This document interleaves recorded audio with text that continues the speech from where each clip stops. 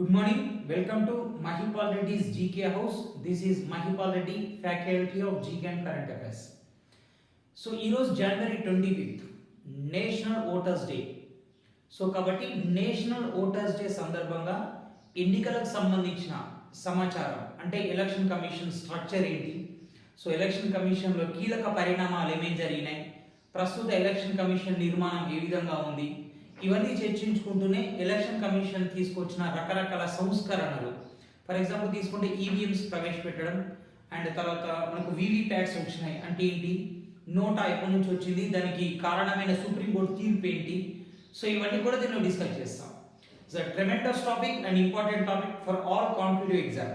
So first of all మనకి భారత ఎన్నికల సంఘం ఏదైతే ఉందో, so election commission of India, so దాన్ని ఈసీఐ అనే పేరుతో పిలుస్తూ ఉంటారు. సో దాన్ని ఎలక్షన్ కమిషన్ ఆఫ్ ఇండియా అంటారు. యాక్చువల్లీ మనకు ఎలక్షన్ కమిషన్ ఆఫ్ ఇండియా ఏదైతే ఉందో, so established in the year of 1950 జనవరి 25. ఇది 1950 జనవరి 25వ తేదీన ఏర్పడింది. సో భారత ఎన్నికల సంఘం 1950లో ఏర్పడింది కాబట్టి సో 1950ని భారత ఎన్నికల సంఘం toll free number, so toll free నెంబర్గా పరిగణిస్తారు. ఎగ్జామ్స్లో టోల్ ఫ్రీ నెంబర్స్ కూడా ఇంపార్టెంట్ థింగ్. సో ఏంటంటే మనకి 2008 గ్రూప్ 2లో అడిగాడు, ఇది Kisan call centre toll free number అంటారు. ఇటీవలి కాలంలో ఎలక్ట్రానిక్ పరిపాలన ఈ గవర్నెన్స్ అనేది పెరిగిపోయింది కాబట్టి ప్రతి డిపార్ట్మెంట్ వాళ్ళు ఒక టోల్ ఫ్రీ నెంబర్ని, ఒక మొబైల్ అప్లికేషన్ని, ఒక వెబ్సైట్ని, సో అండ్ ఒక వెబ్ పోర్టల్, ఇట్లా రకరకాలుగా లాంచ్ ప్రచారకర్తల్ని అపాయింట్ చేస్తున్నారు. ఆధార్ కార్డ్ మనకు స్వతంత్రం 1947లో వచ్చింది కాబట్టి దాని టోల్ ఫ్రీ నెంబర్ 1947. సో అలాగే ఎన్నికల సంఘం 1950లో ఏర్పడింది కాబట్టి దాని టోల్ ఫ్రీ నెంబర్ 1957. సో ఇలా మీకు టోల్ ఫ్రీ నెంబర్స్ మీద కూడా ఒక టాపిక్ నేను కండక్ట్ చేస్తాను. గతంలో మనం మొబైల్ అప్లికేషన్స్ మీద వెబ్ పోర్టల్స్ మీద చేశాం కదా, అలా చేస్తాను. సో మనకి ఎన్నికల సంఘం టోల్ ఫ్రీ నెంబర్ 1950. ఎన్నికలకు సంబంధించి ఏ ఫిర్యాదులైనా కానీ మనం దీన్ని చేసుకోవచ్చు అన్నమాట. సో ఇక ఎన్నికల సంఘం 1950లో ఏర్పడింది. 2010వ సంవత్సరం నాటికి భారత ఎన్నికల సంఘం 60 ఇయర్స్ పరిపాలన పూర్తి చేసుకుంది. సో 2010లో 60 ఇయర్స్ సెలబ్రేషన్ జరిగినాయి.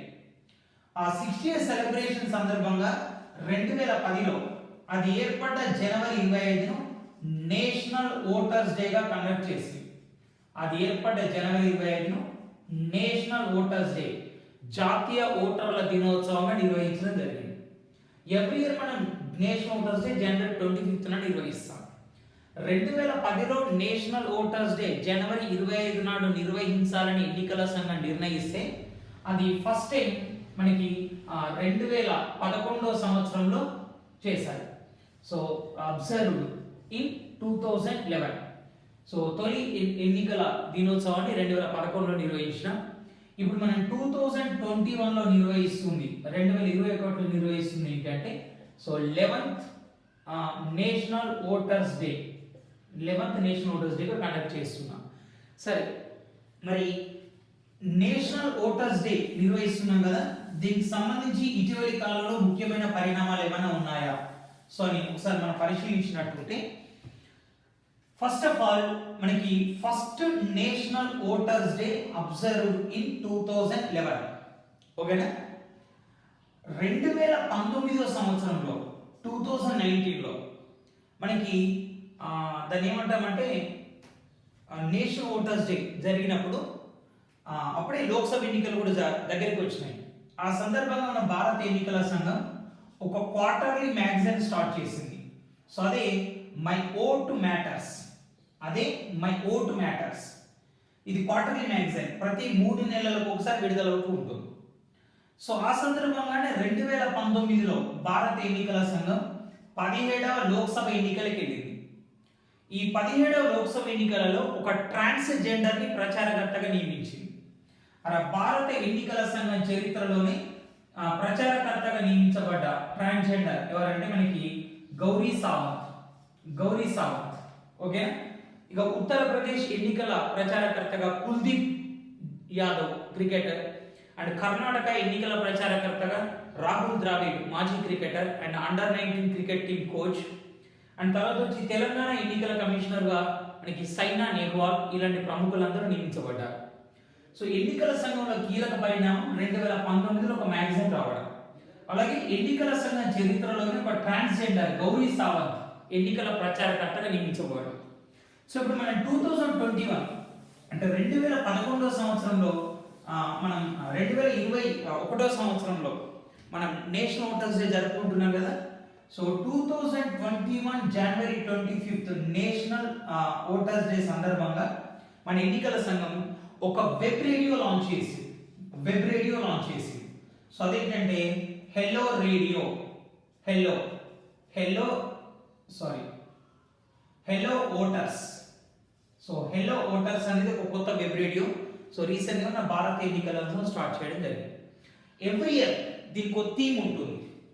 సో ఎవ్రీ ఇయర్ ఒక థీమ్ ఉంటుంది. ఆ థీమ్ ఏంటి? 2021కు వచ్చేసి మన ఎన్నికల సంఘం ప్రకటించిన థీమ్ ఏంటంటే making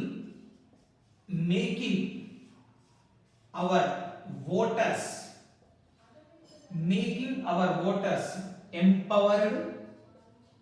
empowered, vigilant, safe and enforced.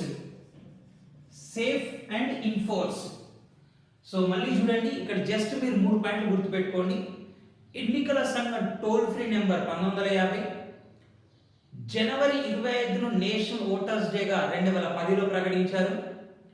But first voters day 2011లో నిర్వహించినాం. 2021 నేషనల్ ఓటర్స్ డే సందర్భంగా థీమ్ ఏంటి అంటే making our voters empowered, vigilant, safe and enforce. And ఎన్నికల సంఘం ప్రవేశపెట్టిన మొట్టమొదటి magazine, quarterly magazine my vote matters.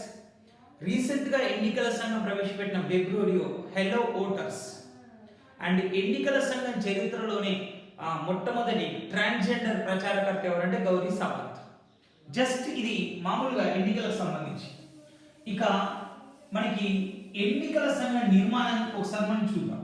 ఎన్నికల సంఘ నిర్మాణాన్ని కనుక మనం పరిశీలించినట్టుంటే 1950 జనవరి 25న ఎన్నికల సంఘం ఏర్పడింది అన్నాం కదా. జనవరి 25న ఎన్నికల సంఘం ఏర్పడింది. అప్పుడు ఒకరే ఒక ఎన్నికల కమిషనర్ ఉండేవారు. కానీ 1989లో విపిసి విశ్వనాథ్ ప్రతాప్ సింగ్ ప్రధానమంత్రిగా ఉన్న కాలంలో సో ఇది 1+2గా మారిపోయింది. 1+2 అంటే అర్థం ఏంటంటే ఒకరు ప్రధాన ఎన్నికల కమిషనర్, చీఫ్ ఎలక్షన్ కమిషనర్.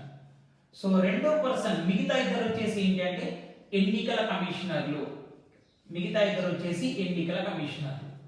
ఇలా విపిసి కాలంలో 1989 అక్టోబర్ 16 నుంచి 1990 జనవరి 1 దాకా ఈ నిర్మాణం కొనసాగింది.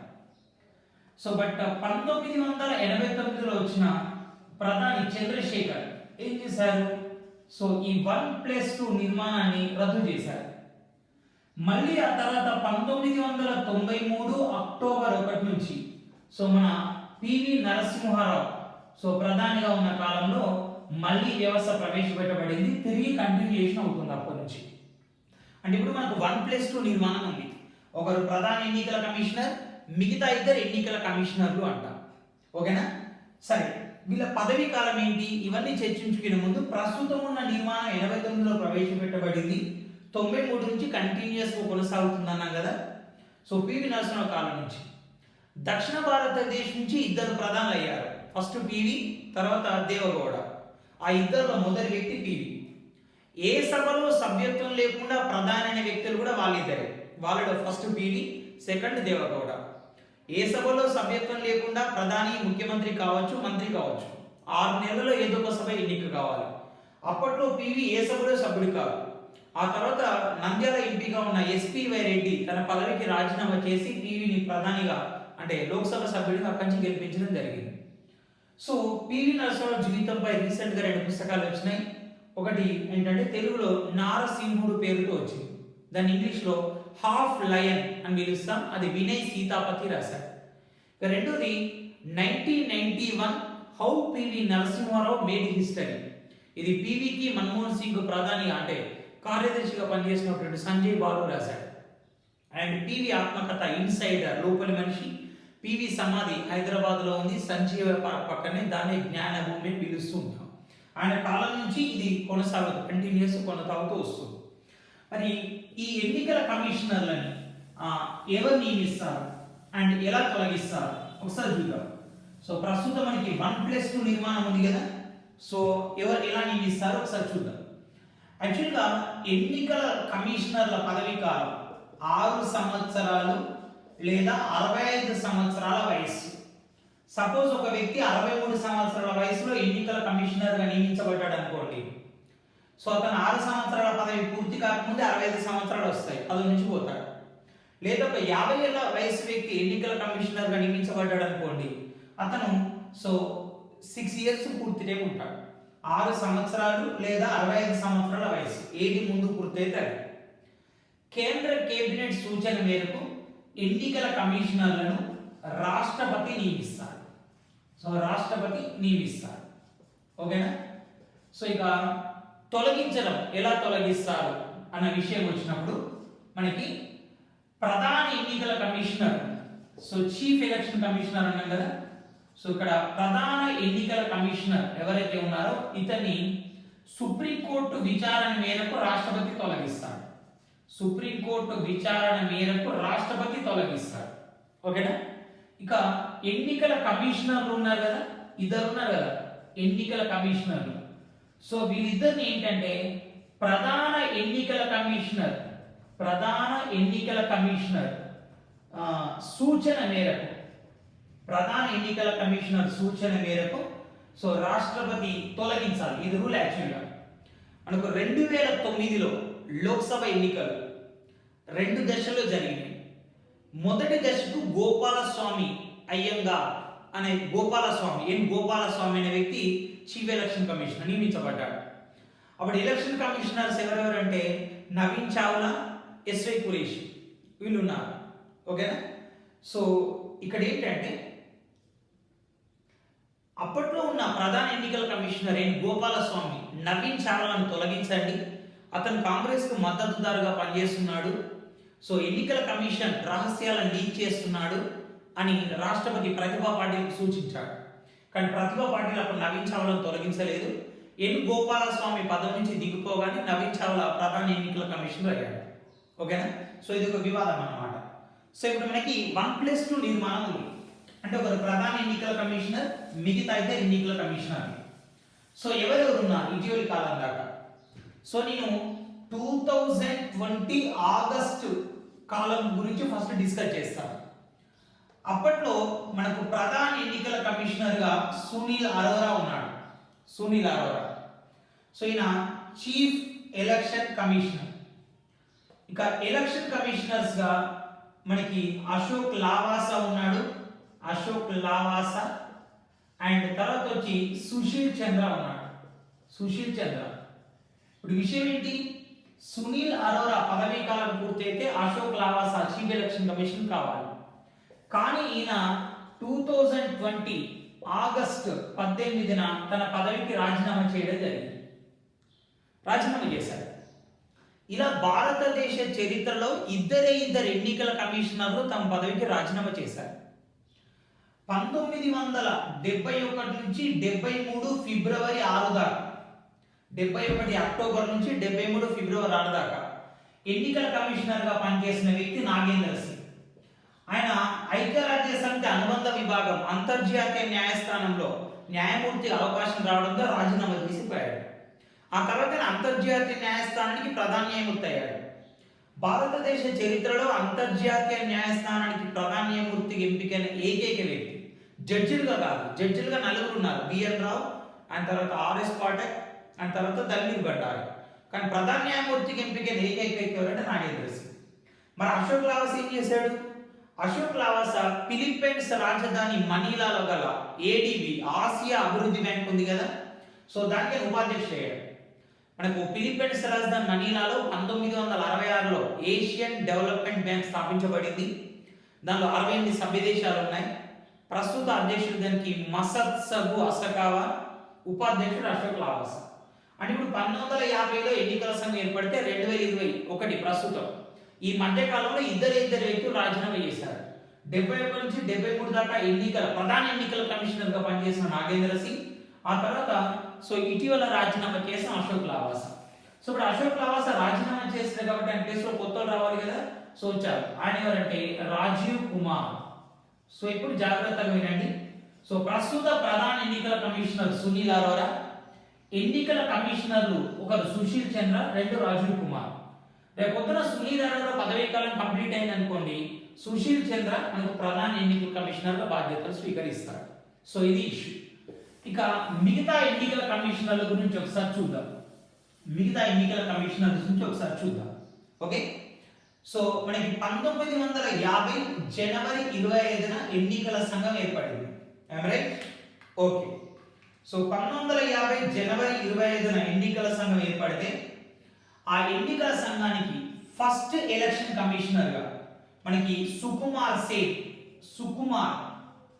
మీరు వన్ సినిమా డైరెక్టర్ అంటే సుకుమార్ అంటారు కదా, అలాగే మొట్టమొదటి ఎన్నికల కమిషనర్ సుకుమార్ సేఠ్. ఈయన 1950 నుంచి 1958 వరకు మన దేశంలో ఎలక్షన్ కమిషనర్ గా పనిచేయడం జరిగింది. ఇతని ఆధ్వర్యంలోనే 1952లో తొలి సాధారణ ఎన్నికలు నిర్వహించారు.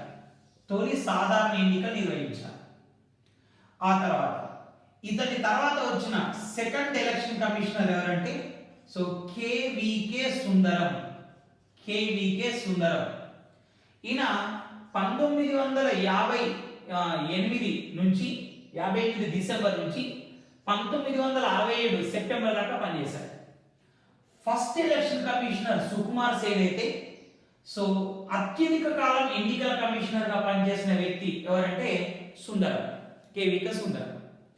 ఆ తర్వాత ఇక ఆర్విఎన్ పేరి శాస్త్రి, ఈయన 4వ ఎన్నికల కమిషనర్. ఆర్విఎన్ పేరి శాస్త్రి ఈయన 1986 నుంచి 90 దాకా భారత ఎన్నికల కమిషనర్ గా పనిచేశాడు. ఈయన మనకి ఎన్నికల కమిషనర్ గా పనిచేసిన తొలి తెలుగు వ్యక్తి. తొలి ఎన్నికల కమిషనర్ సుకుమార్ సేన్, తొలి తెలుగు ఎన్నికల కమిషనర్ పేరి శాస్త్రి అండ్ అత్యధిక కాలం ఎన్నికల కమిషనర్ కేవీకే శాస్త్రి. ఈయన 90లో పదవి కాలం అయిపోయింది కదా. ఈ 90లో ఎవరు వచ్చారంటే విఎస్ రమాదేవి వచ్చారు. విఎస్ రమాదేవి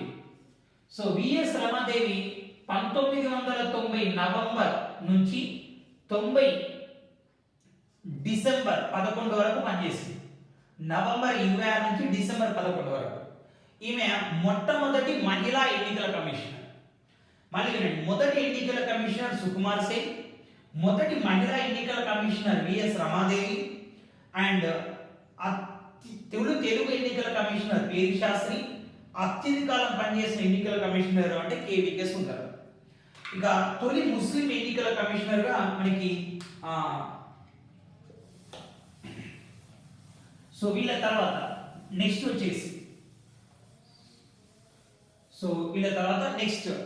వచ్చేసి ఎన్నికల కమిషన్ ఇతర ఇష్యూస్ కనుక తీసుకున్నట్టుంటే, ఇతర విషయాలు కనుక మనం పరిశీలించినట్టుంటే, ఈ మధ్యలో ఎన్నికల కమిషనర్లు వచ్చిన టర్మినాలజీ ఇవన్నీ చూద్దాం.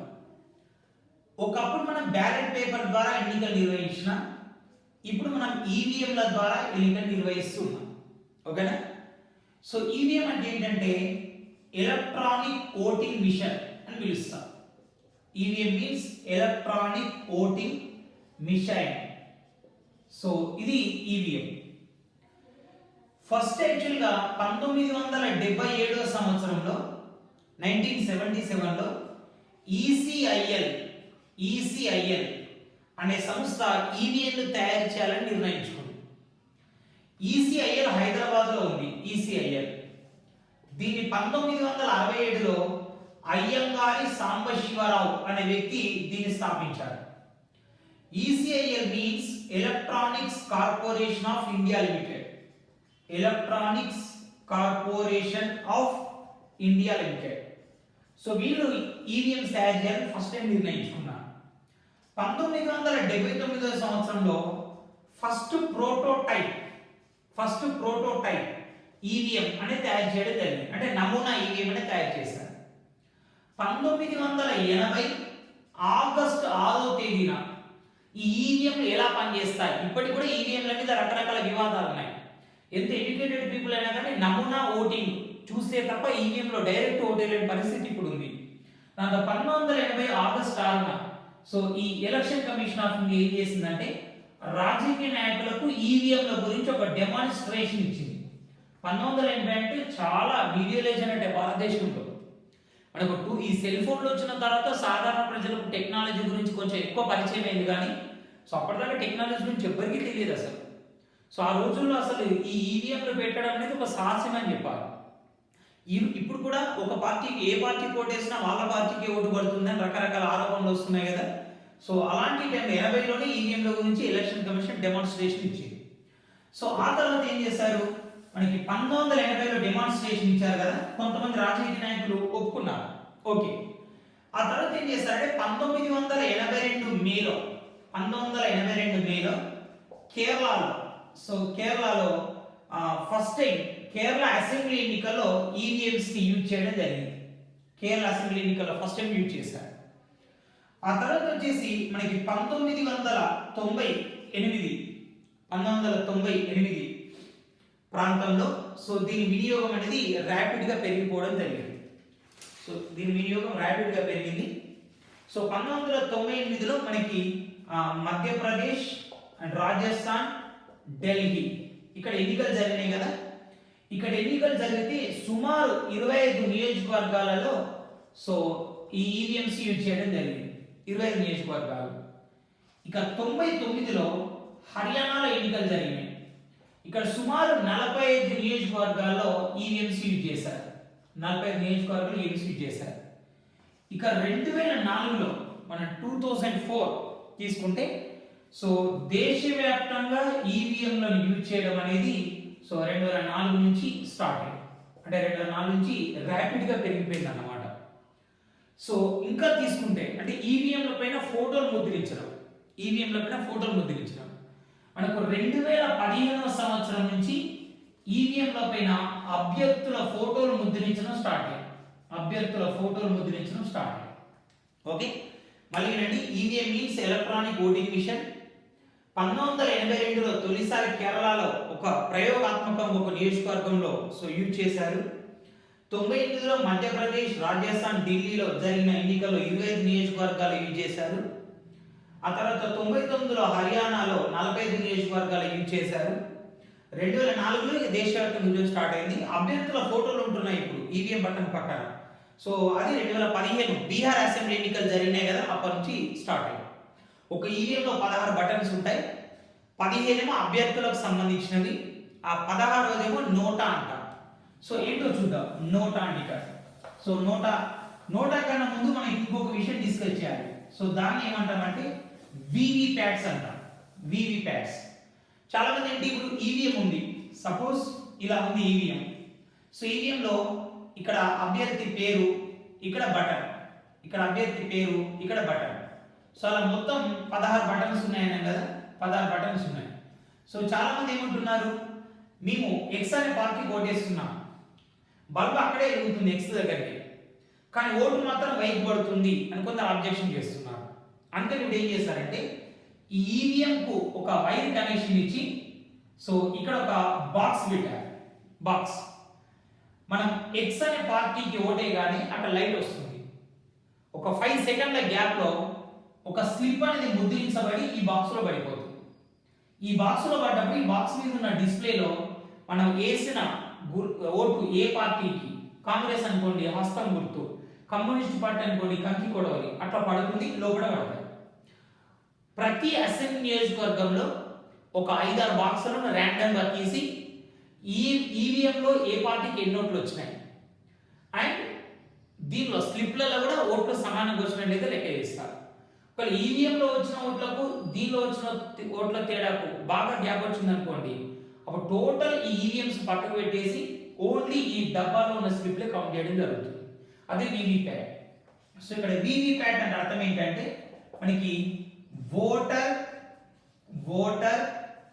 Verified paper audit trial, voter verified paper audit trial. మళ్ళీ ఏంటంటే ఈవీఎం లో మనం ఓటేయగానే ఇక్కడ లైట్ వస్తుంది గుర్తు పక్కన. ఒక 5 సెకండ్లలో మనం ఓటేసిన ఏ పార్టీకి ఓటేసినామో ఆ గుర్తుతో కూడిన స్లిప్ వచ్చి బాక్స్ లో పడుతుంది. ప్రతి నియోజకవర్గానికి ఒక 4-5 బాక్సులు ర్యాండమ్ గా సెలెక్ట్ చేసి ఈవీఎం లో వచ్చిన ఓట్లను దీనిలో వచ్చిన ఓట్లను లెక్క పెడతారు. సమానంగా ఉంటే ఓకే, లేదనుకోండి అప్పుడే నియోజకవర్గం మొత్తం ఓట్లను కూడా ఏం చేస్తారంటే ఈ బ్యాలెట్ బాక్స్ లో ఉన్నవే కౌంట్ చేస్తారు. అంటే ఇక్కడ ఒకటేసారి పేపర్ ఎలక్ట్రానిక్ రూపంలో ఓటు పడుతుంది, బ్యాలెట్ బాక్స్ కూడా తయారవుతుంది. బ్యాలెట్ బాక్స్ ర్యాండమ్ గా ఒక 4 సెలెక్ట్ చేస్తారు, మొత్తం లెక్క పెట్టాల్సిన అవసరం లేదు. ఒకవేళ తేడా వస్తే మాత్రం ఆ నియోజకవర్గం మొత్తం మాత్రం కౌంట్ చేయడం జరుగుతుంది. సో ఇది వీవీప్యాట్స్ ఫస్ట్ టైం మనకి 2013లో నాగాలాండ్లో 2013లో మనకి నాగాలాండ్లో నాక్సెన్ అనే లోక్సభ నియోజకవర్గంలో ఫస్ట్ టైం ఉపయోగించారు. ఆ తర్వాత మనకి 2014లో 16వ లోక్సభ ఎన్నికలు జరిగాయి కదా, అప్పుడు దేశవ్యాప్తంగా అన్ని ఈవీఎంలకు కూడా వీవీప్యాట్స్ మిషన్స్ ని యాడ్ చేయడం జరిగింది. ఇది వీవీప్యాట్. ఇక మరి నోటా ఏంటి? సో ఈవీఎంలో ఒక ఈవీఎంలో 16 బటన్స్ ఉంటాయి. 16 బటన్ ఏంటంటే నోటా. నోటాకు ఒక సింబల్ ఉంటుంది.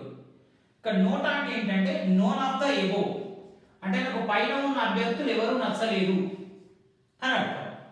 ఓకేనా? దీని డిజైన్ ని నేషనల్ ఇన్స్టిట్యూట్ ఆఫ్ డిజైన్ వాళ్ళు తయారు చేశారు. సో అహ్మదాబాద్ లో ఉన్న నేషనల్ ఇన్స్టిట్యూట్ ఆఫ్ డిజైన్ ఉంది కదా, సో వాళ్ళు దీన్ని తయారు చేయడం జరిగింది. సో ఒకవేళ ఎన్నికల్లో 15 మంది అభ్యర్థుల ఫోటోలు లాస్ట్ నోటా అన్నాం కదా, ఒకవేళ అందరికంటే నోటాకే వచ్చినాయి అనుకో, మరి మళ్ళీ ఎన్నిక నిర్వహిస్తారా అంటే నిర్వహించరు. అందరికన్నా ఎక్కువ నోటాకే ఓట్లు వస్తే రెండో స్థానంలో ఉన్న మనిషి ఎవరైతే ఉంటారో ఆయనను విజేతగా ప్రకటిస్తారు. కానీ ఇప్పుడు దీని మీద డిమాండ్లు పెరుగుతున్నాయి. ఎందుకంటే చాలా నియోజకవర్గాలలో ఒక అభ్యర్థికి వచ్చిన మెజారిటీ కన్నా నోటాకు వచ్చిన ఓట్లు ఎక్కువ ఉంటున్నాయి. సో కాబట్టి మళ్ళీ ఎన్నిక నిర్వహించాలనే ప్రపోజల్ అయితే వస్తుంది. సో మరి ఫస్ట్ టైం నోటాని ఇక్కడ యూజ్ చేశారు. మనకు 2013 డిసెంబర్లో మిజోరాం అండ్ తర్వాత Chhattisgarh, Madhya Pradesh and Rajasthan and Delhi assembly ఎన్నికలు జరిగాయి కదా. సో అప్పుడు ఈ 5 రాష్ట్రాల్లో అంటే 4 రాష్ట్రాల్లో ఒక కేంద్ర పాలిత ప్రాంతాల్లో నోటాను యూజ్ చేయడం జరిగింది. ఓకేనా? సో ఇది ఎన్నికలకు సంబంధించిన టర్మినాలజీ. ఇక మిగతా విషయాలు కనుక పరిశీలిస్తే, మిగతా ఇష్యూస్ కనుక చూస్తే, మామూలుగా కేంద్ర ఎన్నికల సంఘం రాష్ట్రపతి, ఉపరాష్ట్రపతి అండ్ తర్వాత వచ్చేసి ఎమ్మెల్యే, ఎంపీ అండ్ ఎమ్మెల్సీ ఈ అన్ని ఎన్నికలు నిర్వహిస్తూ ఉంటుంది. రాష్ట్రపతి, ఉపరాష్ట్రపతి ఎన్నికకు కూడా ఎన్నికల సంఘం నోటిఫికేషన్ ఇస్తారు. బట్ నిర్వహించడం మాత్రం ఎవరు నిర్వహిస్తారంటే లోక్సభ, రాజ్యసభ సెక్రటరీ జనరల్స్ నిర్వహిస్తారు. So Lok Sabha, Rajya Sabha secretary generals విడతల వారీగా. సపోజ్ ఈసారి లోక్సభ సెక్రటరీ జనరల్ నిర్వహించాడు అనుకోండి, నెక్స్ట్ రాష్ట్రపతి ఎన్నిక రాజ్యసభ సెక్రటరీ జనరల్ నిర్వహిస్తారు. ఇది ఇష్యూ. సో నోటిఫికేషన్ కేంద్ర ఎన్నికల సంఘమే ఇస్తుంది, నిర్వహించడం మాత్రం వాళ్ళు నిర్వహిస్తారు. ఇక ప్రతి రాష్ట్రంలో లేదా కేంద్ర పాలిత ప్రాంతంలో ఎమ్మెల్యే, ఎంపీ ఎన్నికలు ఉంటాయి. వీటిని కూడా కేంద్ర ఎన్నికల సంఘమే నిర్వహిస్తారు. కానీ కేంద్ర ఎన్నికల సంఘం తరఫున ప్రతి రాష్ట్రానికి ఒక రాష్ట్ర ఎన్నికల ప్రధాన అధికారి ఉంటాడు. ఎందుకంటే దేశవ్యాప్తంగా ఒక 5,000 మంది ఎమ్మెల్యేలు, సో ఒక 550 మంది దాకా ఎంపీలు ఉన్నారు. వీళ్ళందరినీ ఆ ముగ్గురు నిర్వహించారు కదా. సో నోటిఫికేషన్ కేంద్ర ఎన్నికల సంఘమే ఇస్తుంది. కానీ కేంద్ర ఎన్నికల సంఘం తరపున ఎన్నికల నిర్వహణ కోసం రాష్ట్ర ఎన్నికల ప్రధాన అధికారి ఉంటాడు. సో ప్రస్తుతం వచ్చేసి తెలంగాణ రాష్ట్ర ఎన్నికల ప్రధాన అధికారి శశాంక గోయల్. అలాగే ఏపీ ఎన్నికల ప్రధాన అధికారి ఎవరంటే కె విజయానంద్. ఇది ఇష్యూ. సో మళ్ళీ వినండి, రాష్ట్రపతి, ఉపరాష్ట్రపతి ఎన్నికల నోటిఫికేషన్ కేంద్ర ఎన్నికల సంఘమే ఇస్తుంది. నిర్వహించడం మాత్రం విడతల వారీగా ఒకసారి లోక్సభ ఎన్నిక సెక్రటరీ జనరల్, ఇంకోసారి రాజ్యసభ సెక్రటరీ జనరల్ నిర్వహిస్తారు. ఎంపీ, ఎమ్మెల్యే ఎన్నికలు కూడా కేంద్ర ఎన్నికల సంఘం నిర్వహిస్తుంది. సో కానీ వాళ్ళ తరపున ప్రతి రాష్ట్రానికి ఒక రాష్ట్ర ఎన్నికల ప్రధాన అధికారి ఉంటాడు. తెలంగాణకైతే శశాంక గోయల్, ఏపీకి అయితే విజయానంద్. ఇక ఇది కాకుండా sarpanch, ward member, MPTC, ZPTC, corporator, mayor ఉన్నాయి కదా, వీటిని ఏమంటారంటే స్థానిక సంస్థల ఎన్నికలు అంటారు. ఈ స్థానిక సంస్థల ఎన్నికల నిర్వహణ కోసం ప్రతి రాష్ట్రానికి ఒక ఎన్నికల సంఘం ఉంటుంది. కేంద్ర ఎన్నికల సంఘం కాకుండా ప్రతి రాష్ట్రానికి ఒక ఎన్నికల సంఘం ఉంటుంది. దీని అధిపతిని ఏమంటారంటే రాష్ట్ర ఎన్నికల కమిషనర్ అంట. దీని అధిపతిని రాష్ట్ర ఎన్నికల కమిషనర్ అంట. ప్రస్తుతం ఏపీకి ఎన్ రమేష్ కుమార్, నిమ్మగడ్డ రమేష్ కుమార్ ఉన్నారు. తెలంగాణకు వచ్చేసి సి పార్థసారథి ఉన్నారు. సి పార్థసారథి. ఇది రెండింటి తేడా. కేంద్ర ఎన్నికల సంఘం రాష్ట్రపతి, ఉపరాష్ట్రపతి, ఎమ్మెల్యే, ఎంపీ, ఎమ్మెల్సీ ఈ ఎన్నికలకి నోటిఫికేషన్ ఇస్తారు. Ward member, sarpanch, corporator, mayor, ZPTC, ఎంపీటీసీకి రాష్ట్ర ఎన్నికల సంఘం ఉంటుంది. కేంద్ర ఎన్నికల సంఘంలో 1+2 ఉంటారు. అండ్ వాళ్ళ తరపున ప్రతి రాష్ట్రంలోకి ఎన్నికల ప్రధాన అధికారి ఉంటాడు. తెలంగాణలో శశాంక గోయల్, ఏపీలో విజయాల. రాష్ట్ర ఎన్నికల సంఘానికి అధిపతి ఎన్నికల కమిషనర్. ఏపీలో నిమ్మగడ్డ రమేష్ కుమార్, తెలంగాణలో సి పార్థసారథి. ఇది మనకు జాతీయ ఓటర్ల దినోత్సవం సందర్భంగా ఎన్నికలకు సంబంధించిన చిన్న సమాచారం. తదుపరి క్లాస్లో మిగతా అంశాలతో మళ్ళీ కలుద్దాం. Thank you, all the best.